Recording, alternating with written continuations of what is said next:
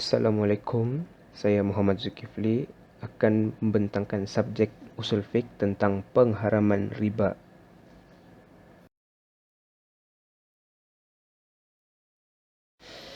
Berikut surah Al-Baqarah ayat 275 hingga 279. A'udzubillahi minasyaitonirrajim. Bismillahirrahmanirrahim. الذين يأكلون ربا لا يقومون إلا كما يقوم الذي يتخبطه الشيطان من المس ذلك بأنهم قالوا إنما بيع مثل الربا وأهل الله بيع وحرم الربا فمن جاءه موعظة من ربه فانتهى فله ما سلف وأمره إلى الله ومن آدى فأولئك أصحاب النار هم فيها خالدون يمحق الله الربا ويربي الصدقة والله لا يحب كل كافر أثيم إن الذين آمنوا وعملوا الصالحات وأقاموا الصلاة وآتوا الزكاة لهم أجرهم عند ربهم ولا خوف عليهم ولا هم يحزنون يا أيها الذين آمنوا اتقوا الله وذروا ما بقي من الربا إن كنتم مؤمنين فإن لم تفعلوا فزنوا بحرب من الله ورسوله وإن تبتم فلكم رؤوس أموالكم ولا تظلمون ولا تظلمون صدق الله العظيم.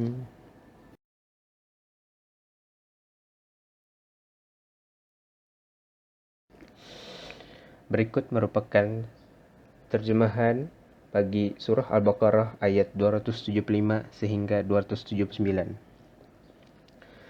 Orang-orang yang makan, yakni mengambil riba, tidak dapat berdiri melainkan seperti berdirinya orang yang kerasukan syaitan lantaran, yakni tekanan penyakit gila. Keadaan mereka yang demikian itu adalah disebabkan mereka berkata, yakni berpendapat, sesungguhnya jual beli itu sama dengan riba, padahal Allah telah menghalalkan jual beli dan mengharamkan riba. Orang yang telah sampai kepadanya larangan dari Tuhannya lalu terus berhenti, yakni dari mengambil riba, maka baginya apa yang telah diambilnya dahulu, yakni sebelum datang larangan, dan urusannya yakni terserah kepada Allah. Orang yang mengulangi yakni mengambil riba, maka orang itu adalah penghuni neraka, mereka kekal di dalamnya. Allah memusnahkan riba dan menyuburkan sedekah, dan Allah tidak menyukai setiap orang yang tetap dalam kekafiran dan selalu berbuat dosa. Sesungguhnya orang-orang yang beriman mengerjakan amal soleh, mendirikan solat dan menunaikan zakat, mereka mendapat pahala di sisi Tuhannya. Tidak ada kekhawatiran terhadap mereka dan tidak yakni pula mereka bersedih hati. Wahai orang-orang yang beriman, bertakwalah kepada Allah dan tinggalkanlah sisa riba, yakni yang belum dipungut, jika kamu orang-orang yang beriman. Maka jika kamu tidak melaksanakannya, yakni meninggalkan sisa riba, maka ketahuilah bahawa Allah dan Rasul-Nya akan memerangimu. Dan jika kamu bertaubat, yakni dari pengambilan riba, maka bagimu pokok asal hartamu. Kamu tidak menganiaya dan tidak yakni pula dianiaya, yakni dirugikan.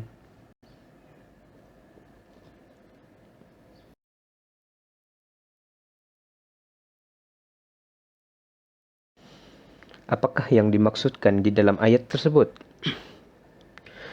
Ayat surah Al-Baqarah ayat 275 sehingga 279 menjelaskan tentang pengharaman riba.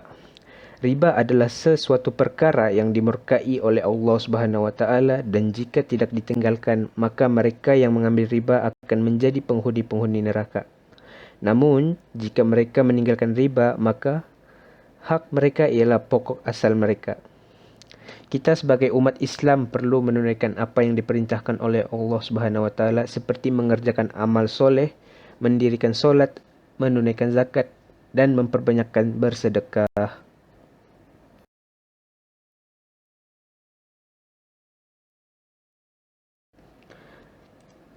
Definisi riba.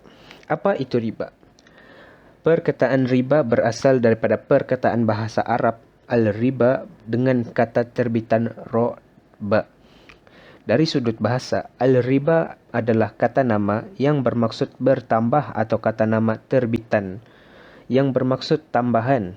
Al-riba juga lebih masyhur dengan kata nama akhiran dengan huruf alif yang berasal daripada kata terbitan roba, yarbu, rabuan, warubuan, waribaan yang bermaksud bertambah, berkembang, meningkat atau meninggi.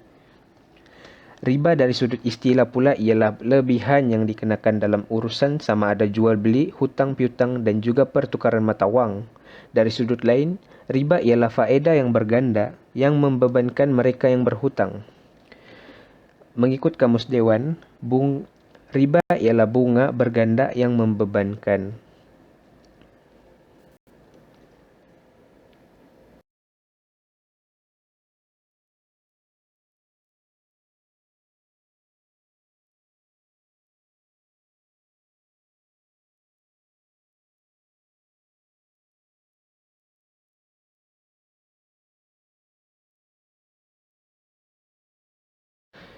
Riba terbahagi kepada 4 jenis.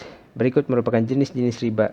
Yang pertama, riba al-fadl atau riba jual beli. Riba al-fadl ialah pertambahan atau perbezaan kuantiti dalam pertukaran atau jual beli barang yang sama jenis dari kumpulan barang ribawi. Yang kedua, riba al-nasiyah. Riba atau riba hutang. Riba al-nasiyah ialah lebihan atau pertambahan bayaran yang dikenakan apabila penangguhan tempoh bayaran balik. Yang ketiga, riba al-qard atau riba pinjaman. Riba al-qard ialah sesuatu manfaat atau faedah yang disyaratkan ke atas hutang piutang yang diberikan kepada seseorang. Dan yang terakhir, riba al-yad atau riba akad.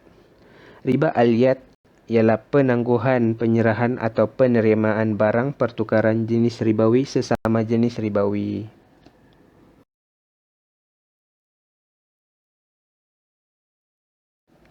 Barang ribawi. Barang ribawi telah disebutkan oleh Rasulullah SAW sebagai barang yang tidak boleh ditukar dengan barangan yang sama secara berlebihan. Terdapat 6 jenis barang ribawi, iaitu emas, perak, tamar, gandum, barli, dan juga garam. Bagi mazhab Syafi'i, asas-asas bahan ribawi ini dibahagikan kepada 2, iaitu yang pertama, mata wang khasnya emas dan perak tanpa dikira sama ada kedua-dua bahan itu berbentuk wang seperti dinar dan dirham atau barang kemas dan sebagainya. Yang kedua, bahan makanan seperti gandum, beras, jagung, barli dan sebagainya yang dikategorikan sebagai makanan asasi atau bukan asasi seperti daging, tepung, garam dan sebagainya.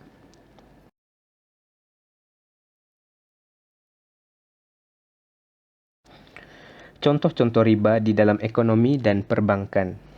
Situasi yang pertama, Encik Ali memohon pinjaman yang berjumlah RM200,000 Malaysia daripada bank konvensional dan disyaratkan membayar balik wang tersebut dengan nilai RM290,000 Malaysia. Maka lebihan nilai atas hutang pokok tersebut yang bernilai RM90,000 itu adalah riba. Manakala situasi yang kedua ialah Encik Aizat meminjam yang uang berjumlah 15,000 dan pembayaran semula perlu dilakukan sebelum 31 Mac. Encik Aizat mengalami kesulitan dan meminta pertambahan waktu untuk bayaran semula. Tempoh baru diberikan sehingga 30 April, tetapi jumlah bayaran bertambah menjadi RM15,500 Malaysia. Maka tambahan RM500 Malaysia yang dikenakan itu adalah riba.